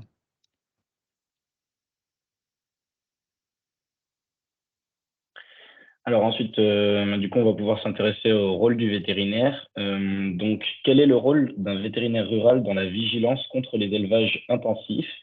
Et de manière générale, est-ce que les élevages de grande taille ne poseraient-ils pas des problèmes de bien-être animal? Et si oui, est-ce le rôle du vétérinaire d'en informer les éleveurs et de les conseiller à ce sujet? Ouais, là, il y a plusieurs questions qui sont entremêlées. Alors après, la taille des élevages ne correspond pas forcément à leur caractère intensif ou non. Vous pouvez très bien faire de l'élevage extensif avec beaucoup d'animaux, dès lors que vous avez par exemple beaucoup de surface. Donc par exemple, vous pouvez faire de l'élevage allaitant avec des animaux qui sont en pâture quasiment toute l'année, qui vont être rentrés pendant les périodes les plus froides de l'année avec des bâtiments amples, etc. Donc oui, il pourrait y avoir des problèmes de bien-être animal, mais logiquement, le vétérinaire, lorsqu'il intervient dans ces élevages, peut effectivement apporter des conseils autour du bien-être animal. Ça va être des choses autour des surfaces pour éviter de la surdensité. Ça va être aussi pour éviter le surpâturage, hein.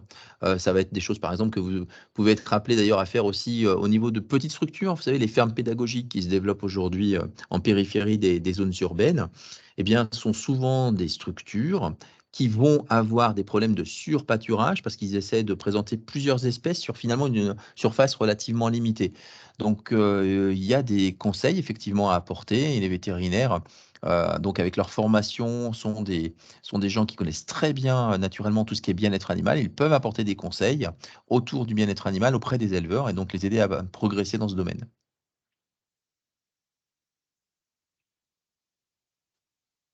Alors ensuite, l'approche du troupeau est-elle une partie nécessaire du métier du vétérinaire rural ou certains praticiens de cette spécialité s'en passent-ils? Alors, vous avez un petit peu toutes les situations. Les vétérinaires, c'est comme dans la vraie vie, c'est une courbe de Gauss. Donc, vous allez avoir des vétérinaires qui vont, de façon quasi exclusive, aller faire donc de la médecine individuelle, donc aller répondre uniquement à la demande, s'occuper de vaches couchées, de veaux en diarrhée, de problèmes d'amaigrissement, etc. sur certains animaux. Et puis d'autres vont plutôt aller plus spécifiquement faire des suivis de reproduction, des suivis sanitaires, s'intéresser au parasitisme dans les cheptels et faire un peu plus de médecine de troupeau. Vous avez un petit peu de tout. C'est très très variable. Ça dépend aussi des clientèles où vous allez, de ce que vous faites, hein. C'est aussi vous qui faites en sorte que votre métier dans la clientèle où vous êtes évolue plutôt vers telle ou telle chose en fonction de vos centres d'intérêt. Si vous avez envie de faire plus de médecine de troupeau, ben, vous pouvez très bien en faire un peu plus. Et si vous souhaitez au contraire essayer de restreindre vos activités à de la médecine individuelle, rien ne vous en empêche, hein. Si ce sont les besoins également de la clientèle, ça peut très bien matcher avec vous et avec vos besoins.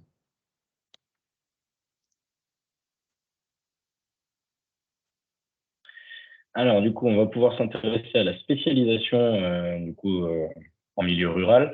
Une question est est-ce qu'il est possible de se spécialiser en chirurgie en tant que pratiquant rural mixte? Alors Axel, j'ai pas très bien compris ta question, ça a un peu coupé.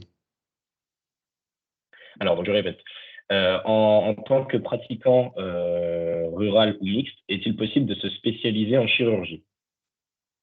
Oui, alors je l'ai un petit peu évoqué tout à l'heure, donc effectivement, oui, on peut très bien avoir, alors, se spécialiser. Il faut peut-être pas non plus exagérer et dire qu'on va faire que ça, mais en revanche, effectivement, on peut avoir dès lors qu'on a un petit peu la fibre pour faire un peu plus de chirurgie que ses confrères et consoeurs, effectivement, se retrouver en charge plus particulièrement des opérations chirurgicales, donc sur à la fois les bovins, les chiens, les chats, enfin bon, peu importe, mais en tout cas, vous pouvez effectivement vous spécialiser. C'est ce que je vous disais tout à l'heure, parce que vous êtes dans des clientèles assez importantes, vous pouvez vous spécialiser à la fois en termes d'espèces, mais aussi en termes d'activité. Et je profite du fait aussi là que je vois une question qui est à l'écran dans le chat actuellement. Le salaire des vétérinaires ruraux serait moins élevé que celui des autres vétérinaires. Non, c'est le contraire. Quand on regarde le bilan là, dans la dépêche vétérinaire, régulièrement, il y a un comment dire?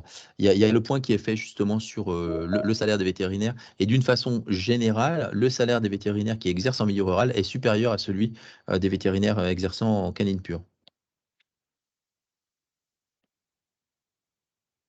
Justement, j'en profite pour rebondir sur cette question du salaire. Donc, on nous demandait quel était le salaire d'un vétérinaire rural et est-ce qu'il dépendait des activités effectuées dans la journée ou est-ce qu'il y avait un salaire plutôt fixe? Il y a de tout. Ça dépend des conditions dans lesquelles vous exercez. Ça dépend si vous exercez en tant que salarié, à ce moment-là, vous avez un fixe, ou si vous travaillez en rétrocession non horaire. Après, ça va donc, du coup, si vous êtes en rétrocession non horaire, ça va dépendre naturellement du niveau d'activité. Et puis, alors après, au sein des clientèles, dès lors que, par exemple, vous reprenez une clientèle, donc avec une part d'association, vous devenez associé. Et en tant qu'associé, donc à la fin de l'année, vous partagez les bénéfices. Et c'est généralement en tant qu'associé, par exemple, que vous allez avoir les salaires les plus élevés. Alors, je ne peux pas vous donner des chiffres précis, mais enfin, quand vous commencez, alors c'est vrai que vous ne commencez pas forcément de façon extrêmement élevée, mais la plupart du temps, en étant juste à les 35 heures, etc., vous êtes à plus de 2 000 euros, bien évidemment. Et après, dès lors que vous prenez en plus des astreintes, des gardes et que vous faites d'autres activités, vous allez voir très rapidement vos salaires augmenter.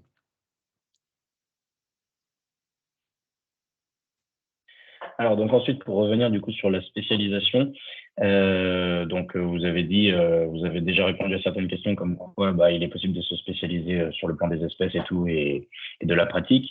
Et du coup, on nous demande si la spécialisation est-elle obligatoire et dans le même temps, est-ce que le fait de faire de ne pas faire par exemple de spécialisation, de simplement de faire mixte directement et sans forcément chercher à être plutôt orienté équin ou plutôt NAC, etc. Est-ce que ça peut poser des problèmes en termes de limites? Est-ce que le fait de se spécialiser ne va pas permettre d'acquérir plus de connaissances et faciliter peut-être une pratique Ouais. dans le monde du travail? Alors, entendons-nous bien, quand j'ai dit spécialité tout à l'heure ou spécialisation, vous avez vu, j'avais mis des guillemets, parce qu'en fait, il ne s'agit pas d'une vraie spécialisation au sens réglementaire du terme, mais il s'agit plutôt d'un choix que vous faites d'aller travailler plus spécifiquement sur une filière ou sur une autre, donc sur une espèce ou sur une autre. Et dans les faits, tout vétérinaire dispose d'un diplôme polyvalent, c'est-à-dire que quand vous sortez, hein, moi quand je suis sorti de l'école vétérinaire, je pouvais travailler sur toutes les espèces. Et tous les vétérinaires qui sortent aujourd'hui d'Alfort peuvent travailler sur toutes les espèces. Ils ont une formation polyvalente qui leur permet à la fois de travailler sur des carnivores domestiques, sur des nouveaux animaux de compagnie, sur des oiseaux, sur des reptiles, sur des vaches, sur des chiens, des chats, enfin tout ce que vous voulez. Vous pouvez travailler sur toutes les espèces et vous avez un diplôme polyvalent qui vous permet de le faire. Après, pour avoir les meilleurs outils pour travailler dans le domaine de la rurale, il est clair qu'il vaut mieux choisir en dernière année une année d'approfondissement. Alors, ce n'est pas une spécialisation, mais un approfondissement plutôt dans le domaine rural. Mais vous pouvez très bien changer d'avis par la suite, hein. J'ai des étudiants qui ont suivi la A6 animaux de production qui aujourd'hui exercent en canine. Et inversement, j'ai des anciens étudiants qui aujourd'hui exercent en rural alors qu'ils avaient choisi a priori plutôt d'aller vers les animaux de compagnie. Donc, en fait, tout peut être envisagé. Et attendez-vous à ne pas avoir forcément un parcours linéaire, mais plutôt au cours de votre carrière, bien éventuellement des allers-retours et qui vous poseront aucun problème. A priori, vous serez capable effectivement de revenir sur un choix initial pour essayer de retrouver peut-être les meilleures conditions de vie par la suite.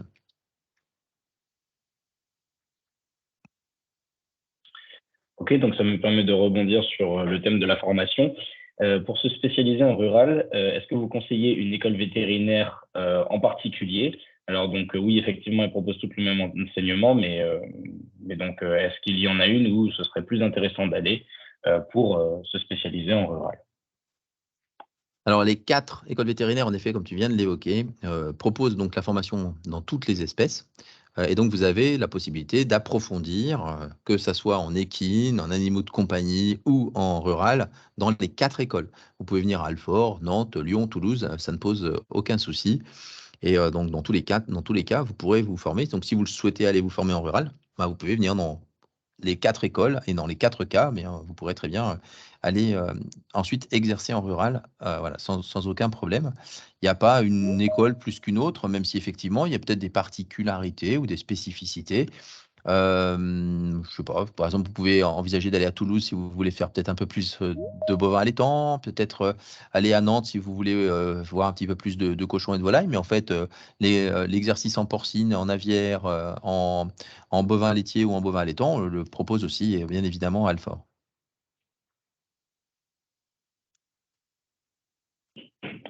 Ok. On nous demande, a-t-on des formations chaque année à renouveler pour se remettre à niveau? Alors, je n'ai pas entendu le milieu de la phrase. Des formations pour? Je me demande s'il est nécessaire, en gros, de se former à nouveau chaque année pour se renouveler, se remettre à niveau simplement. Oui, alors effectivement, donc là, c'est l'obligation de formation continue que doit avoir tout vétérinaire. Oui, bien sûr, vous êtes supposé continuer de vous former une fois que vous êtes sorti. Et de toute façon, vous allez continuer de vous former. Vous allez voir que déjà, votre formation à l'école vétérinaire ne suffit pas pour être pleinement compétent à 100% sur toutes les espèces dont on a parlé et sur toutes les situations. Donc, on continue de se former, on acquiert de l'expérience petit à petit.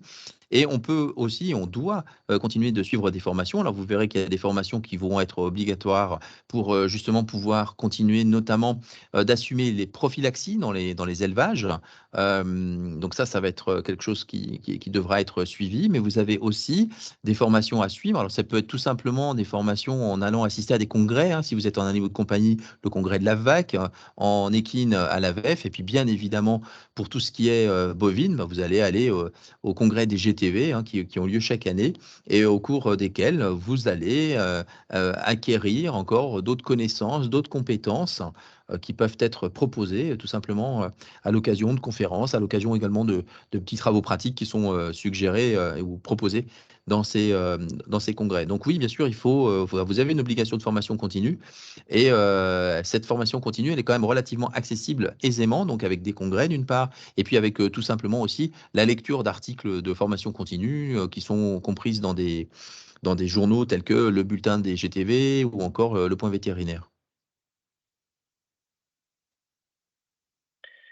On nous demande ensuite, le vétérinaire rural a-t-il en quelque sorte une formation de technicien agricole? Une formation de technicien. Excuse-moi. Pour éventuellement éclairer ça. Oui, c'est ça. Le vétérinaire rural a-t-il en quelque sorte une formation de technicien agricole?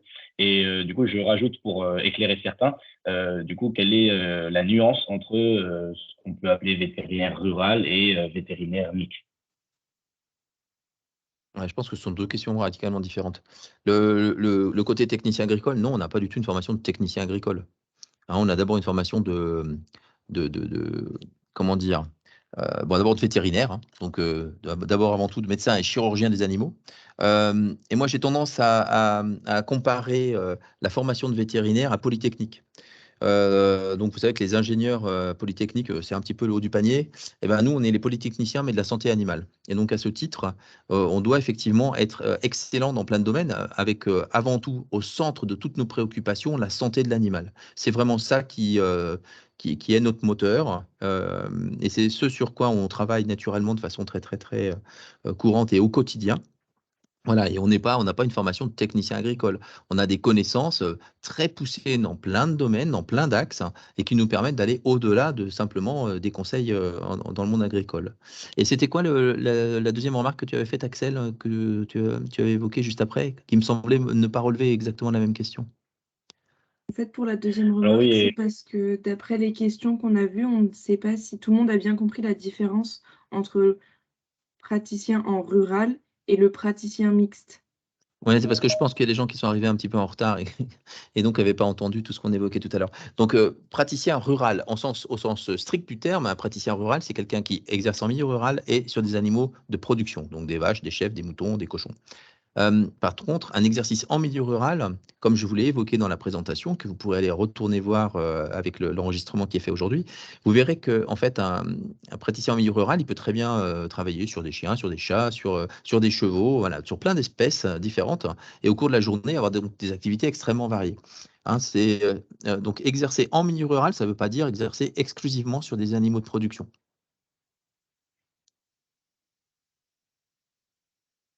Et donc, de fait, vous pouvez vous retrouver vétérinaire mixte. C'est ce qu'on avait évoqué un petit peu plus tôt dans la présentation, avec plein disons, de mélanges possibles. Donc, canine rurale, rurale canine, canine équine, équine canine, équine rurale, rurale canine, rurale équine, etc. Donc, vous avez plein de possibilités. Alors, du coup, là, ça va être un petit peu plus sur la formation tout au long de la scolarité en école vétérinaire. Est-ce que il y a des cours et des formations pour apprendre le rapport avec le client? Et combien de stages sont prévus en milieu rural durant la formation? Alors oui, il y a des formations pour apprendre le contact avec le client. En tout cas, la façon d'aborder le client et comment communiquer avec lui, hein. Donc on a vraiment effectivement des cours de communication. Vous en avez à la fois sur, les clients de type, client pénible en canine notamment, mais aussi client en bovine. Donc avec, vraiment des formations, très très claires autour de ce sujet. Et après la deuxième question, c'était? La deuxième question, c'était combien y a-t-il de stages prévus en milieu rural durant la formation? OK, alors pour les stages en milieu rural, dans la formation de base, donc, en tout cas à Alfort, on en a 2. C'est le cas dans la plupart des écoles véto, hein, avec, un stage en milieu rural, donc en particulier en exploitation agricole, qui se fait assez tôt dans la formation, et puis un stage un peu plus tardif au cours de la formation, qui est obligatoire cette fois-ci, donc, dans un cabinet vétérinaire, dans une clientèle vétérinaire exerçant en milieu rural. Après, vous avez aussi d'autres stages qui sont obligatoires et qui tourne un petit peu autour des compétences du vétérinaire rural, notamment un stage en abattoir. Voilà, et puis après, si vous allez, jusqu'au bout du bout et que vous choisissez une année, d'approfondissement, en milieu rural, hein, donc, là, il y a pas de souci, vous avez beaucoup de stages dans cette dernière année, justement dans le secteur rural. Donc après, ça va dépendre de l'option que vous choisissez, sachant qu'en plus de ça, vous avez aussi des crédits de projet personnels à compléter au cours de vos 4 premières années à l'école vétérinaire, donc 5 crédits de projet personnel par an, et donc vous pouvez très bien en plus choisir des stages supplémentaires qui sont des stages facultatifs, hein, mais qui vont vous permettre de grappiller un certain nombre de crédits de projet personnel, donc des ECTS, 5 ECTS à chaque fois, et ces crédits de projet personnel, vous pouvez les acquérir notamment en faisant des stages en milieu rural. Donc ça va dépendre vraiment de votre projet. Donc le minimum, c'est 2, mais ça peut être beaucoup plus. On nous demande ensuite quel résidana faut-il faire pour se spécialiser en rural? Alors, si vous voulez vraiment vous spécialiser en rural, il y a 2 étapes. La première étape, c'est, 1 an d'internat, donc, un internat en animaux de production, hein, qui est disponible dans les 4 écoles vétérinaires, donc vous pouvez très bien le faire à Alfort. Voilà, donc en général, nous, on a 3 places, on a souvent 2 ou 3 internes, 2 internes cette année.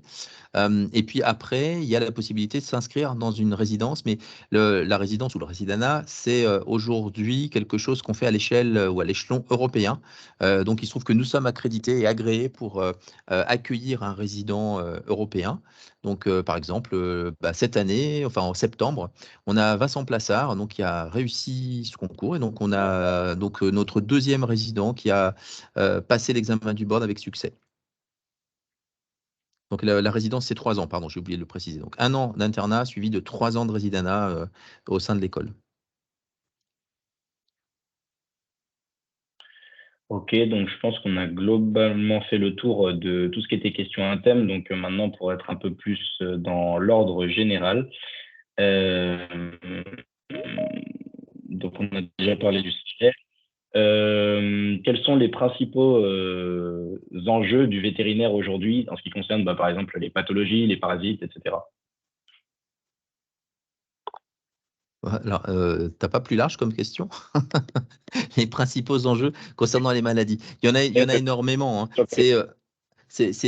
Déjà, c'est ce qu'on a évoqué tout à l'heure, hein. C'est, d'abord, essayer de garantir la bonne santé du cheptel français.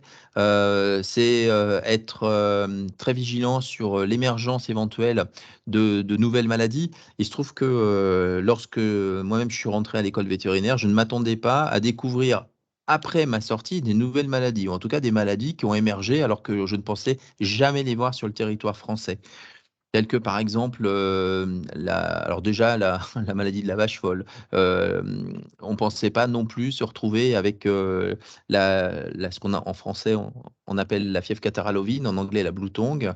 Il y a eu aussi des maladies, porcines qui sont apparues, ou en tout cas qui se sont rapprochées de nos frontières. Enfin voilà, il y a beaucoup de maladies comme ça qui ont été décrites, qu'on ne connaissait pas, que maintenant on connaît vraiment particulièrement bien. Et donc l'enjeu, c'est donc de continuer de se former, d'être toujours vigilant quant à l'émergence de ces maladies, d'éviter qu'elles ne diffusent trop rapidement au sein effectivement des cheptels. Et puis, essayer d'améliorer toujours, enfin, de proposer des conseils pour améliorer les conditions de vie des animaux, tout en tenant compte, bien sûr, du bien-être non seulement des animaux, mais aussi des éleveurs, hein. C'est ce qu'on évoquait tout à l'heure. Il faut beaucoup d'empathie pour, à la fois les hommes, les animaux et pour l'homme. Et donc, essayer, comme ceci, finalement, disons d'améliorer la santé globale du cheptel en soignant les animaux et en prévenant les maladies, donc en faisant à la fois de la médecine individuelle, donc c'est souvent comme ça qu'on arrive dans les élevages, et ensuite de la médecine de troupeau, en empêchant l'apparition de nouveaux cas, donc de la médecine préventive avec de la vaccinologie, comme je l'évoquais tout à l'heure, des conseils autour de la nutrition, autour du bâtiment. Vous avez entendu Paul Perrier l'évoquer tout à l'heure également, hein, dans la petite séquence vidéo que je vous ai fait passer.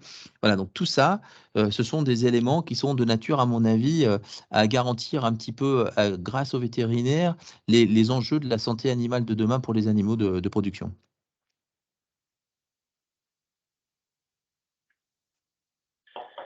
Alors, est-ce que contrairement à certaines idées reçues, on peut concilier vie personnelle et exercice en rural?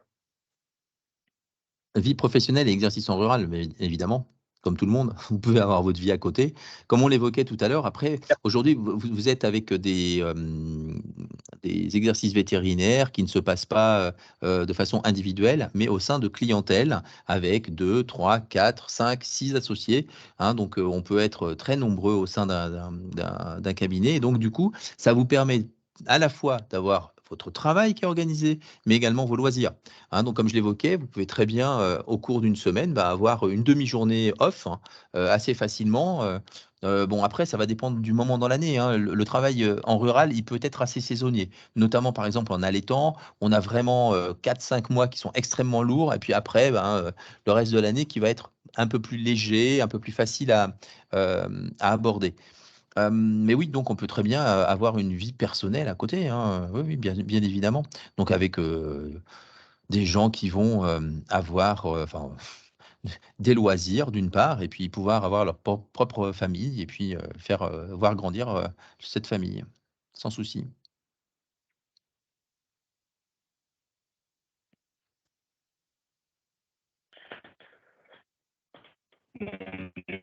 Du coup, par la même occasion, ça répond un petit peu à la question, est-ce que tous les vétérinaires en rural assurent une garde 24/7? Le nombre d'associés.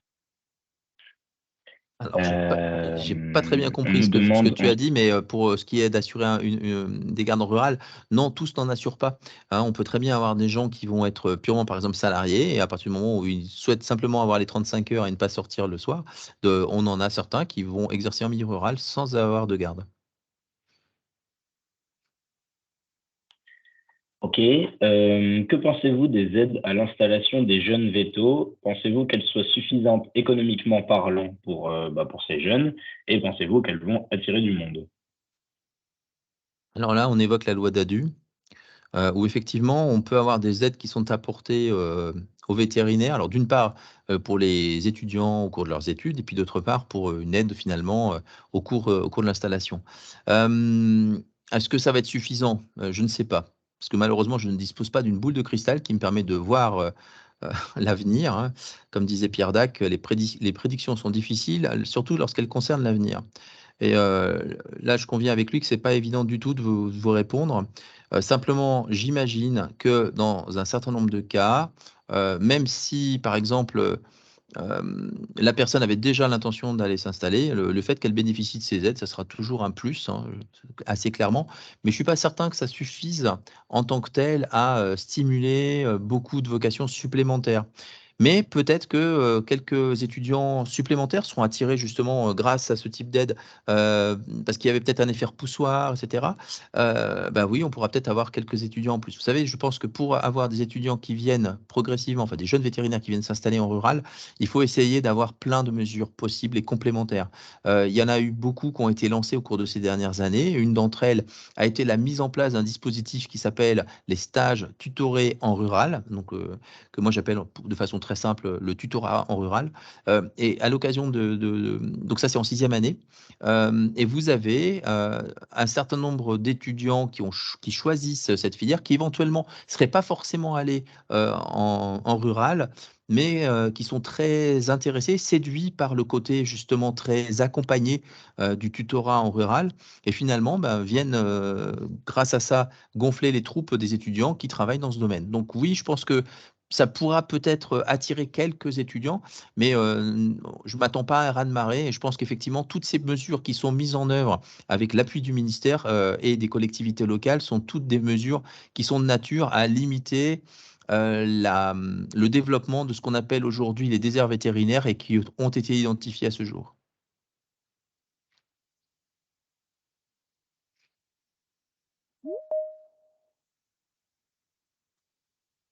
Alors, on nous demande enfin, existe-t-il des ASV?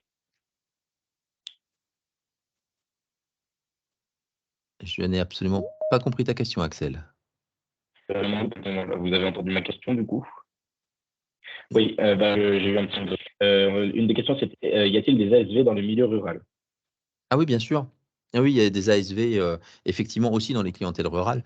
Alors des ASV qui ont les mêmes missions en gros que celles qu'on va retrouver chez les ASV en clientèle canine, hein. Simplement, elles ont en plus, je pense, un travail un peu plus important d'accueil au comptoir, et puis également de recueil des appels téléphoniques avec, comme je vous le disais tout à l'heure, vous savez, quand je vous ai fait la journée type là, du vétérinaire rural, quand vous êtes appelé dans un premier élevage, puis dans un deuxième, puis dans un troisième, etc., ça peut être tout simplement justement les ASV qui, au cabinet, vous rappellent en vous disant, tiens, vous n'êtes pas loin, donc est-ce que vous pouvez aller voir chez monsieur Untel, qui est juste à côté, chez qui il y a un vélage, ou alors, tiens, il y a un problème d'amaigrissement chez monsieur Untel, c'est vous qui êtes le plus près, est-ce que vous pouvez y aller avant de rentrer déjeuner? Donc oui, il y a des ASV qui travaillent effectivement aussi en milieu rural, évidemment.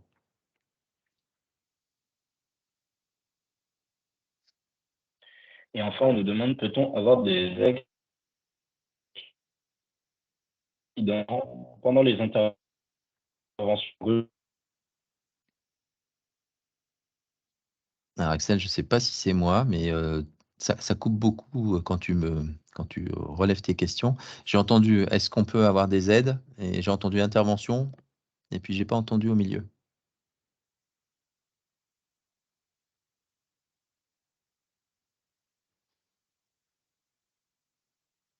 Je pense que je vais reprendre, il y a des problèmes de réseau. La question c'était: est-ce qu'on peut avoir des accidents pendant les interventions en rural et en canine? Et si oui, c'est lesquelles qui sont les plus fréquentes? Alors, au cours des interventions, je ne sais pas. Mais en tout cas, bon, les accidents les plus fréquents, ça va être d'abord des morsures et des griffures par des chats et des chiens. Après, ça peut être, enfin, on peut avoir tout type d'accident. Quand on va aller intervenir en bovine, ça peut être un coup de pied de vache, je sais pas, on peut avoir, un petit peu de tout. Les accidents les plus courants, ça reste quand même les morsures de chiens et les griffures de chats. On entend? Est-ce qu'on Alors Axel, on t'entend, mais tu as un son qui est, disons, de mauvaise qualité.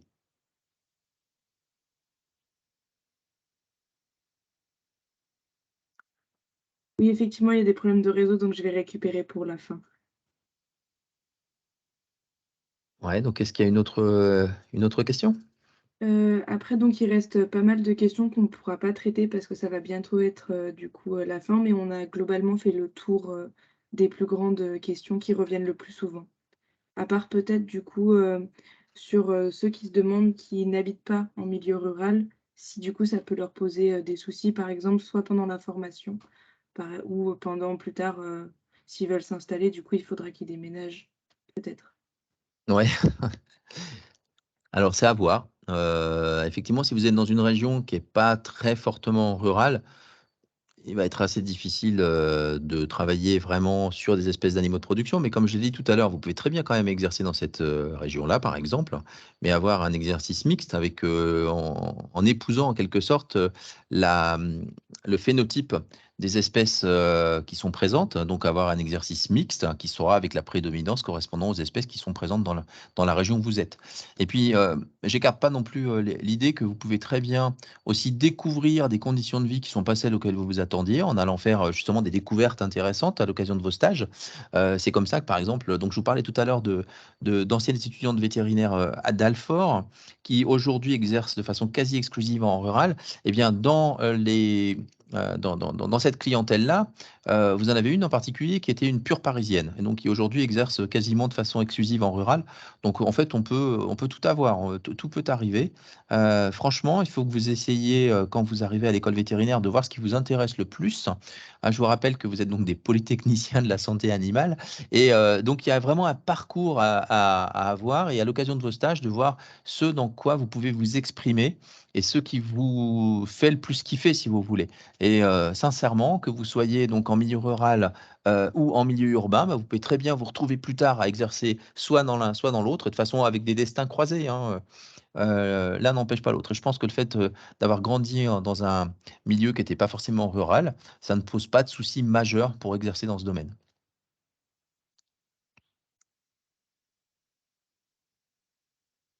Eh bien, merci beaucoup pour cette présentation qui a été du coup très complète. Merci à tous les participants du coup d'avoir suivi cette conférence en distanciel. Donc, je vous invite à voir aussi tous les contenus qui sont disponibles en libre accès tout aujourd'hui sans inscription. Donc, des conférences courtes, une visite guidée, le mot du directeur et aussi l'histoire d'Alfort. On vous propose aussi de nous suivre, donc de suivre le NVA sur les réseaux sociaux, donc notamment Instagram et Facebook. Et nous vous rappelons que du coup, toutes les conférences d'aujourd'hui seront disponibles en replay dès lundi 21 novembre, bien sûr. Et merci à Gwendoline et Axel pour avoir super modéré cette conférence. À bientôt. Bonne fin de journée à tous.